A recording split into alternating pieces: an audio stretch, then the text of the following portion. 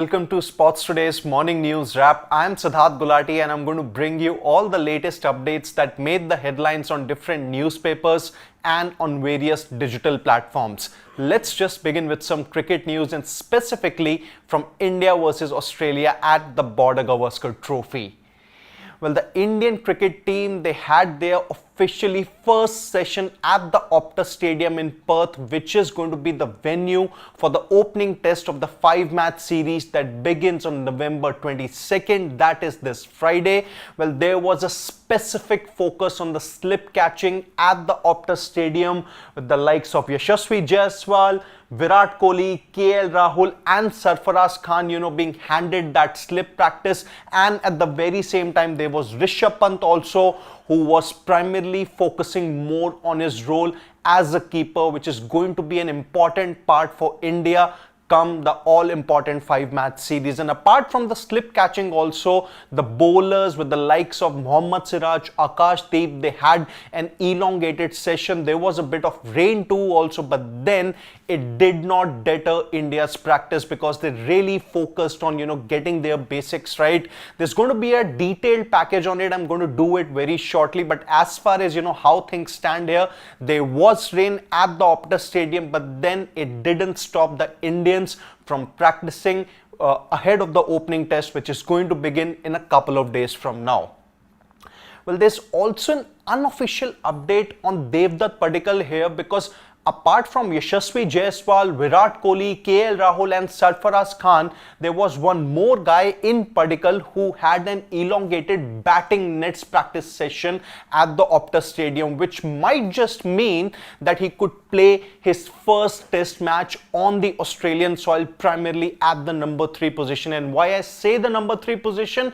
Because there's a good chance that Shubman Gill, who was hit on his finger during India's 2-day match simulation at the Waka in Perth, he might just miss the opening test because now he has suffered a thumb fracture. Although the BCCI hasn't really released an official statement, but then by the looks of it, it does, look like that Devdutt Padikkal could feature in the Perth test. And as far as, India's practice session goes at the Optus Stadium, Shubman Gill was nowhere to be seen.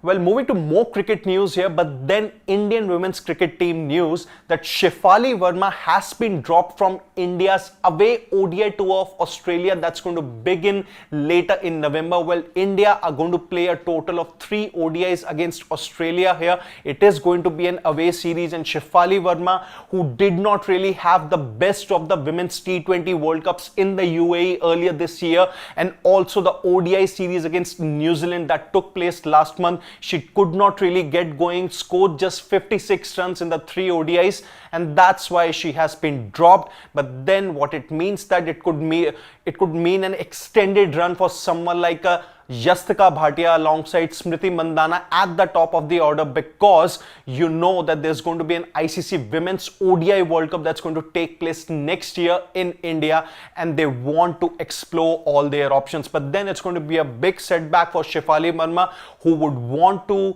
go back to her basics, or maybe go back to domestic cricket, iron out her flaws and then come back stronger, because she would be an integral part of India's playing 11 or the 15, assuming she's chosen for the ICC Women's ODI World Cup, because her hitting ability is something that India would need. So maybe the thing with Shefali is that she has been given that kind of a break where she can just go back and work on a game.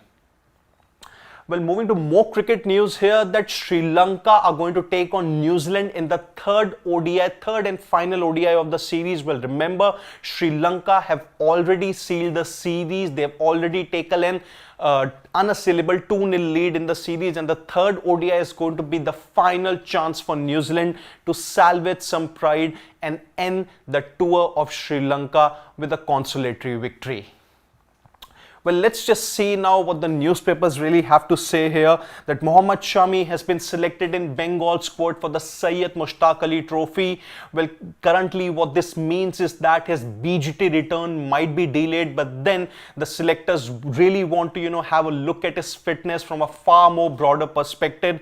And if he can do or play, more matches well, then there's a good chance that he might be selected for the 2 or 3 matches of the Border Gavaskar Trophy.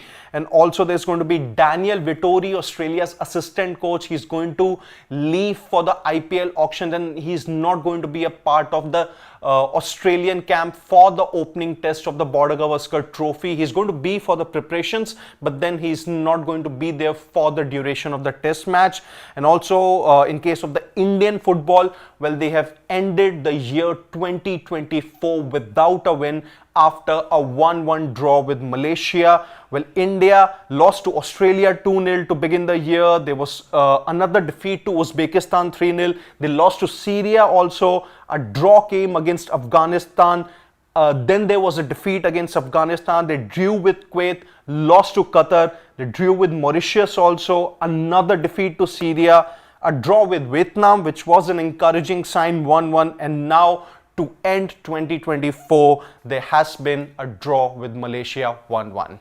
So stay tuned to Sports Today as we'll bring you all the live updates and analysis from the sporting world.